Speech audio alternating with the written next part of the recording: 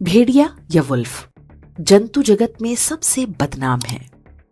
बहुत बुरे मनुष्यों की तुलना अक्सर भेड़िए से की जाती है, लेकिन बहुत कम लोग जानते होंगे कि भेड़िया अपने जीवन में केवल एक साथी को चुनता है और उसके साथ संबंध को निभाता है।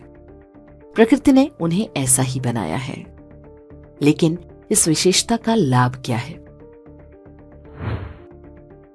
लाभ यह है कि बच्चे पैदा होने के बाद उसकी देखभाल और सुरक्षा का उत्तरदायित्व मादा के साथ साथ नर का भी होता है।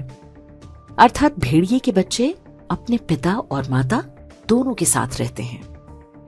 भेड़िए के एक अपवाद को छोड़ दें तो अधिकांश जानवरों में नर का काम केवल गर्भ धारण कराना होता है। उसके बाद बच्चों के पालन पोषण और सुरक्षा का पूरा भार मादा पर होता है।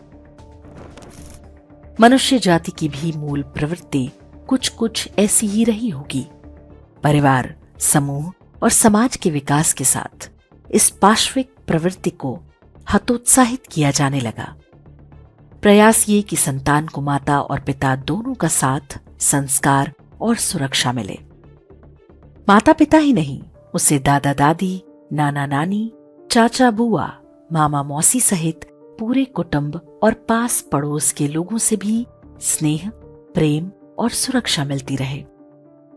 ऐसे परिवार और समाज में पलकर बड़ी हुई संतान के भावनात्मक रूप से सशक्त होने की संभावना अधिक होती है। उनमें परिवार के संस्कार और मर्यादाओं की संभावना किसी भी ऐसे बच्चे से अधिक होगी जो एकल परिवार या न्यूक्लियर फैमिली में पल रहा है। शहरीकरण और आजीविका के लिए बाहर जाने की मजबूरी ने एकल परिवारों को बढ़ावा दिया। समाज ने उसे स्वीकार भी कर लिया, लेकिन उसी समाज पर अब बिना विवाह किए साथ रहने या लिव इन रिश्तों को थोपने का प्रयास हो रहा है। एक क्षण में पुरुष की निवृत्ति और फिर स्त्री की 9 महीने लंबी तपस्या, ये दोनों ही घटनाएं एक साथ घटती हैं। क्या आपको ये कहीं से भी समान लगती हैं? क्या कोई समानता है दोनों घटनाओं में?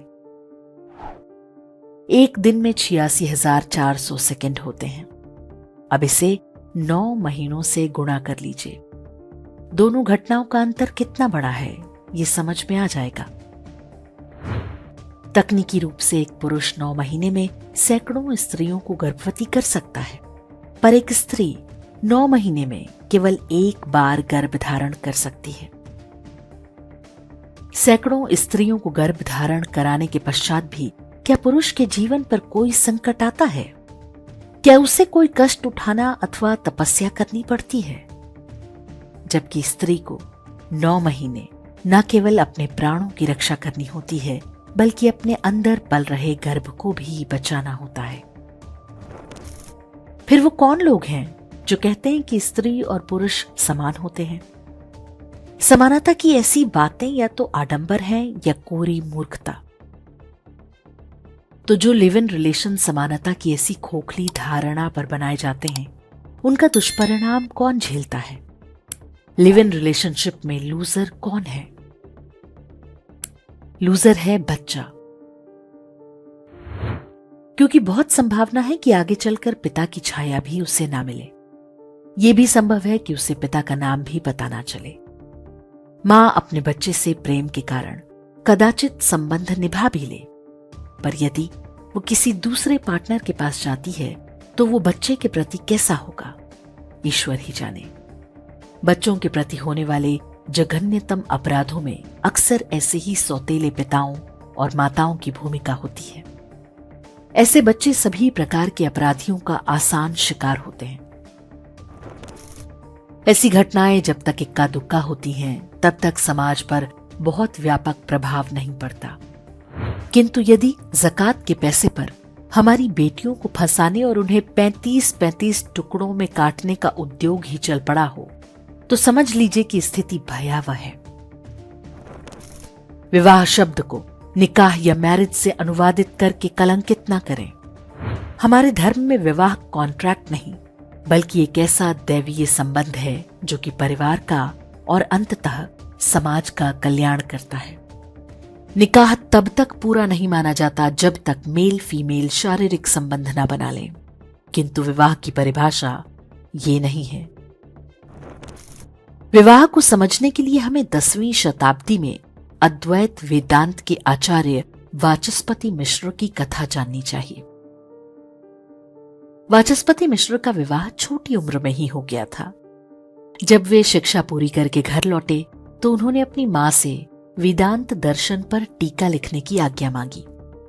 उन्होंने अपनी मां से कहा कि जब तक उनका लेखन पूरा ना हो जाए तब तक उनका ध्यान भंग ना किया जाए। मां काफी बूढ़ी हो चुकी थी, तो उन्होंने सहायता के लिए बहू भामती को भी बुला लिया। कुछ दिन बाद माताजी का देहावसान हो गया, लेकिन भामती पति की सेवा में लीन रही। वाचस्पति मिश्र साहित्य साधना में ऐसे लीन रहे कि उन्हें पता ही न चला कि उनकी सेवा कौन कर रहा है। धीरे धीरे 30 वर्ष बीत गए। एक दिन शाम को दीपक का तेल खत्म हो गया और वाचस्पति मिश्र का ग्रंथ भी पूरा हो गया।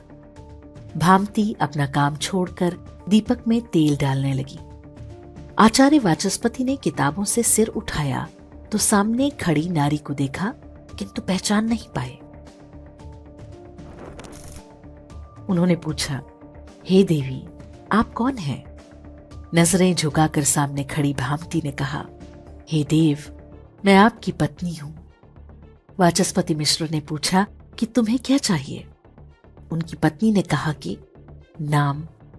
उनका आशय वंश से था। पर वाचस्पति मिश्र बोले, क्या नाम है तुम्हारा? उन्होंने बताया, भामती। और वाचस्पति मिश्र की अगली पुस्तक का नाम भामती हो गया। संभव है कि यह कथा सत्य हो या कुछ अतिशयोक्ति और सांकेतिक हो, किंतु इस कथा का संदेश महत्वपूर्ण है कि विवाह रूपी पवित्र संस्था को नष्ट ना होने दें, अन्यथा भारत को संपूर्ण नाश से कोई नहीं बचा सकेगा। हिंदू स्त्रियों के साथ बढ़ रहे अपराध खतरे की घंटी हैं। कहीं ना कहीं हमारी कमियों के कारण विधर्मी घात लगाकर हमारी बच्चियां उठा रहे हैं।